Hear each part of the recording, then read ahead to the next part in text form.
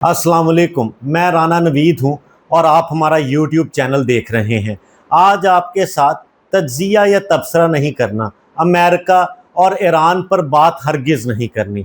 आज टूटे हुए बोझल दिल के साथ अपने अंदर के सवालात आपसे डिस्कस करने हैं।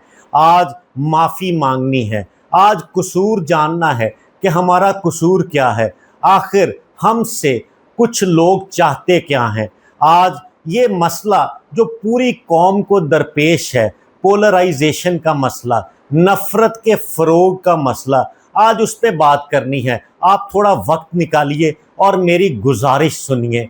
आप हमारे चैनल को सब्सक्राइब करें और बेल आइकॉन प्रेस करें ताकि आपके साथ दिल की बातें भी हों और आलमी और मुल्की सतह की बातें भी हो। आज इस वजह से तंग आकर मैंने आपसे बात की है कि हमें अगर एक्स पे जाएं तो वहाँ पे भी दो तरह की सोच नज़र आती है।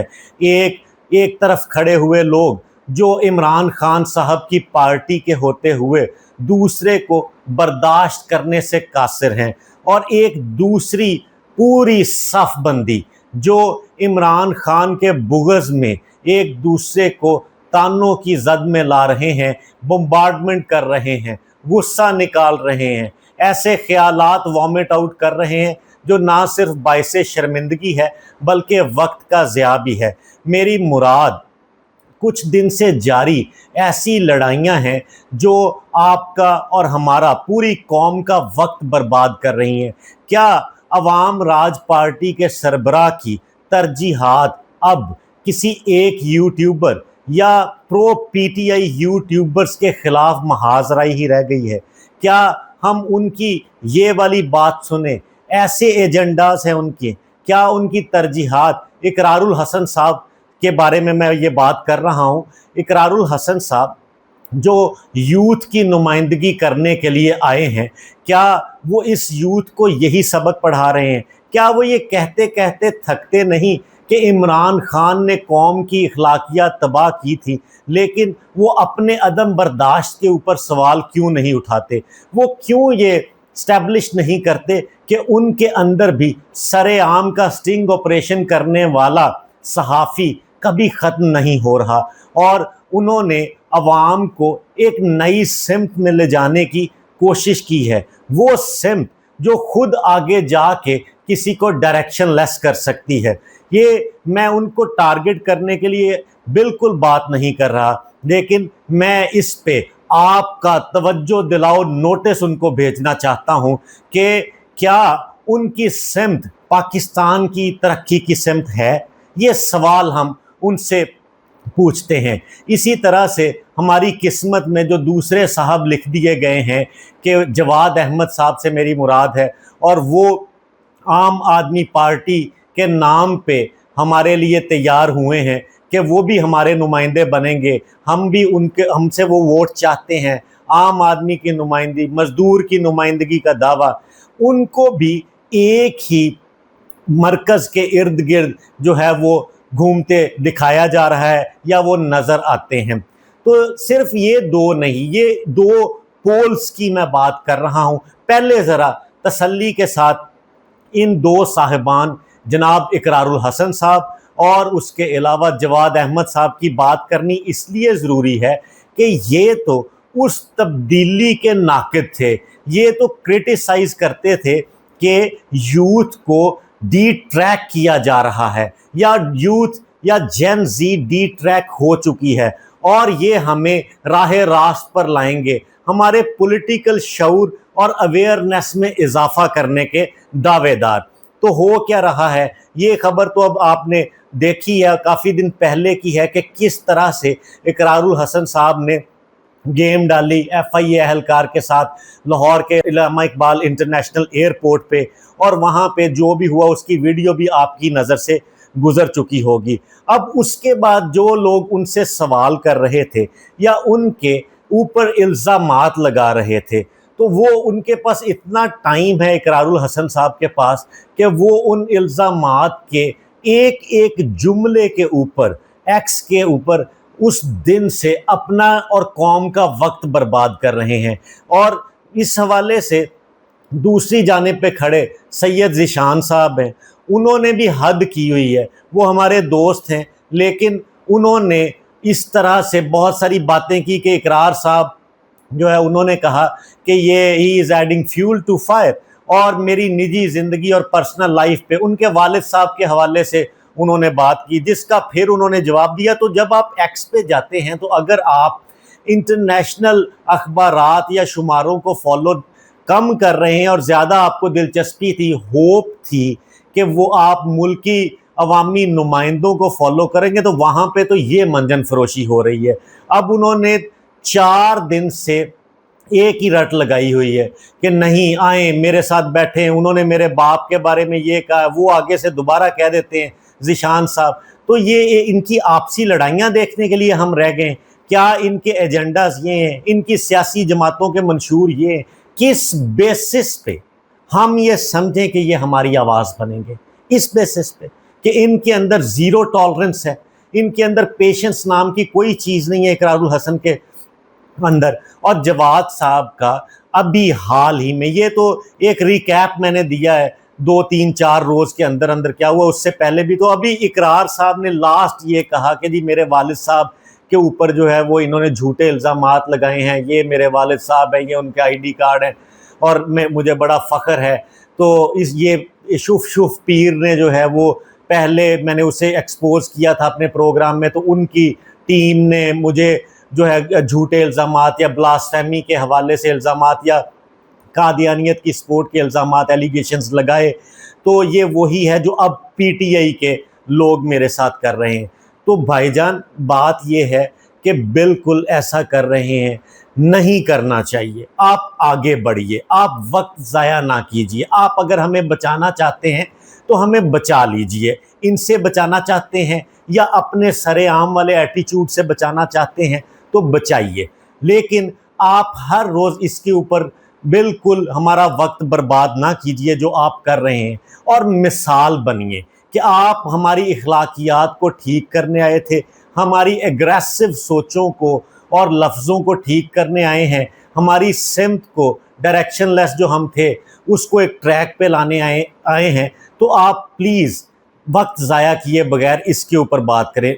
उसके बाद जवाद अहमद साहब है, आपका मंशूर पार्टी का जो है वो आम आदमी का तहफ़्फ़ुज़ है, उसके रोज़गार का तहफ़्फ़ुज़ है। आप क्या कर रहे हैं? आप अभी एक ऑडियंस बेस्ड शो में अज़हर जावेद साहब सीनियर सहाफ़ी के साथ भिड़ गए, ये गालियाँ निकालो इसको, ये शरीफ ख़ानदान का पिट्ठू है, ये है वो है। इसका एक्स के ऊपर व्यूअर्स बड़ा शोर मचा था, इस वजह से ये मौजू चुना है कि ये इस तरह से एक फ्यूजन बन गया है, पेशेंस बिल्कुल दूर जा चुका है, बर्दाश्त और अदम बर्दाश्त के दरमियान में हम कंफ्यूज खड़े हैं। हमें इससे ज़्यादा गहरा सोचना है, हमें अपनी इखलाकियात का पहरेदार खुद बनना है, हमें ऐसी आवाज़ों को सुन के इग्नोर करना है जो हमें पहले से ज़्यादा कंफ्यूज और परेशान कर रही हैं। तो जवाद अहमद साहब जो हैं उनके आपने कुछ हफ्ते पहले वाले पॉडकास्ट में उनका रवैया देखा, चाहे जो भी वो सवाल कर रहा था, ठीक है जी। और अब उन्होंने ये पिछले 24 घंटे के अंदर अंदर ये जी इसको इस तरह कर दो, इस तरह, तो वहाँ पे ये एक जो है उदम मचा हुआ है स्क्रीन्स के ऊपर, एक्स के ऊपर। ये थी दिल की भड़ास जो मैं आपके साथ निकालना चाह रहा था। उधर आइए अब दूसरी भी बात कर लेते ताकि इसमें हकीकी सहाफ़ती या एनालिटिकल बैलेंस मौजूद रहे जो हमने ये वीडियो की है। दूसरी साइड पे पीटीआई वाले शायद वो इस मौके की तलाश में होते हैं कि कोई हमारे हाथ में फंस जाए, ठीक है, और उसके बाद हम उसके ऊपर काम करें और उसमें हमारी वीडियोस देखी जाएं। तो वो हमारे साथी बहुत सारे हैं जो इस तरह से कंसीव करते हैं आइडिया को और उस बात को बढ़ाते हैं। तो सैयद ज़ीशान वर्सेस इकरारुल हसन, जवाद अहमद वर्सेस अज़हर जावेद, ये हो गया। वसीम अब्बास साहब काफ़ी दिन से जो सीनियर आर्टिस्ट हैं, उनकी पाकिस्तानी ड्रामा के लिए बड़ी खिदमात हैं, उनका बड़ा वसी तजर्बा है, वो इस मैदान में आ गए हैं। भाई अपनी इज़्ज़त बचाओ, पूरी कौम आपकी इज़्ज़त करती है, आपके काम के हम मोतरफ़ हैं, आप शहबाज गिल के हाथ क्यों चढ़ रहे हैं? وہ اب ان کو جواب دے رہے ہیں، ایک دوسرے کو بتا رہے ہیں پنجابی چ میں تینوں اے کہاں گا، تو مینوں اے کہاں گا، تیری وجہ تو وہ جیل دے وچ ایس جوگا سی تے تو امریکہ نہ بیٹھ ایتھے آ، یہ وسیم صاحب کر رہے ہیں۔ اس کے جواب میں جو ہے وہ شہباز گل صاحب پھر تازہ ویڈیو ڈال دیتے ہیں۔ یہ ہو گیا۔ اس کے بعد آئیے بالکل اس طرح کی مثال ہے جو دینی ہی نہیں بنتی، احسن چٹھا صاحب کے نام سے، جو انتہائی ایبیوسو لینگویج اپنے ویڈیوز میں یوز کرتے ہیں۔ انہوں نے اسار رانا صاحب کے اوپر اتنا شرمناک حملہ کیا اپنی ویڈیو میں کہ وہ ویڈیو سنی نہیں جا سکتی، وہ بھی ایکس کے اوپر اور یوٹیوب کے اوپر چل رہی تھی، لوگ اسے دیکھ رہے ہیں۔ ہم کیا دیکھ رہے ہیں، ہمیں کیا میسیج دیا جا رہا ہے؟ انتہائی شرمندگی ہوتی ہے، انتہائی گھن آنا شروع ہو جاتی ہے اپنے آپ سے کہ یہ کون سا کانٹینٹ ہے جو ہمارے لوگ ہمارے لیے پروڈیوس کر رہے ہیں۔ تو وہ یہ ایک مثال اس طرح سے ہو گئی۔ تو اسی طرح سے آپ دیکھیں گے کہ آئے روز کچھ نہ کچھ جو ہے اس حوالے سے آپ کے سامنے آتا ہے۔ ایسی تقسیم سے ہمیں بچنا ہوگا، نفرت کی تقسیم سے، ایک دوسرے کے بغض کی تقسیم سے، عدم برداشت اور عدم تحمل کی تقسیم سے۔ صبر، حوصلہ، جرت، شناخت، ان کا سہارا لینا ہوگا۔ میں کوئی آپ کو بھاشن دینے کے لیے نہیں بیٹھا، میں نے دل سے اٹھنے والی آواز پہ آج ویڈیو کی ہے۔ میں نے اپنے آپ سے شرمندہ ہونے کے بعد آپ سے بات کرنے کا فیصلہ کیا ہے کہ ایک دفعہ یہ کیتھارسس آپ کے ساتھ ہو جائے، آپ اس سے ایگری کریں یا ڈس ایگری کریں، آپ اس پولرائزیشن کا حصہ بنیں یا نہ بنیں، آپ اس سیاسی تقسیم کی وجہ سے اپنے لفظوں کی شناخت اور چناؤ یاد رکھیں یا بھول جائیں، یہ آپ کی چوائس ہے اور یہ ویڈیو میری چوائس ہے۔ آج میں نے اپنے دل کی بات آپ کے ساتھ کرنی تھی تاکہ ایک دفعہ یہ سارا قصہ آپ کے ساتھ وامٹ آؤٹ کر دیا جائے، اور کل سے پھر ہم اسی طرح سے سیاسی بلوغت کا، شعور کا، آگہی کا ویڈیو کریں، ہم ان ڈیپتھ انالیسس کریں کہ آخر کار ان ساری صورتحال کا جو انٹرنیشنل سینیریو میں بنی ہوئی ہے اور پاکستان نے جو ایفرٹس کیے ہیں، ہاں اس کا امپیکٹ ہمارے ملک پر، ہمارے 25 کروڑ عوام پر کیا آ رہا ہے۔ ہم اس کو ایویلویٹ کریں گے کہ آخر کار جو ہماری گورنمنٹ سیٹ اپ ہے، اگر چیزیں سیٹل ڈاؤن ریجن میں نہیں ہوتی تو ان کے پاس اس کا کیا سولوشن ہے، اور کیا تیل کی بڑھتی ہوئی قیمتیں عام آدمی کی کمر توڑنے کے بعد اس کو بالکل ہی ختم کرنے چلی جا رہی ہیں، اور اس کے علاوہ کسان کس بدحالی کا شکار ہے، آخر کار اس کا پرسان حال کیوں نہیں؟ کیا ہم گالی کی سیاست سے زیادہ فکری سیاست کریں گے، نظریاتی سیاست کریں گے، عوامی مفاد کی سیاست کریں گے؟